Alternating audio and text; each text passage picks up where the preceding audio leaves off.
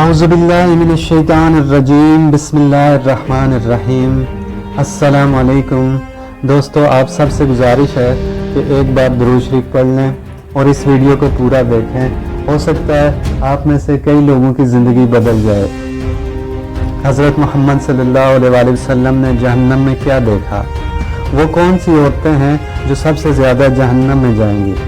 حضرت عبداللہ ابن عباس رضی اللہ عنہ سے روایت ہے کہ رسول اللہ صلی اللہ علیہ وآلہ وسلم نے فرمایا، مجھے دوزخ دکھائی گئی تو اس میں سب سے زیادہ عورتیں تھیں جو کفر کرتی ہیں۔ کسی نے کہا، کیا وہ اللہ کے ساتھ کفر کرتی ہیں؟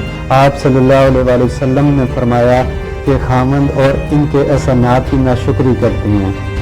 اگر تم عمر بھر ان میں سے کسی کے ساتھ احسان کرتے رہو، پھر تمہاری طرف سے کبھی کوئی ان کے خیال میں ناگواری کی بات ہو جائے تو فوراً کہہ اٹھے گی کہ میں نے کبھی تم سے کوئی بلائی نہیں دیکھی۔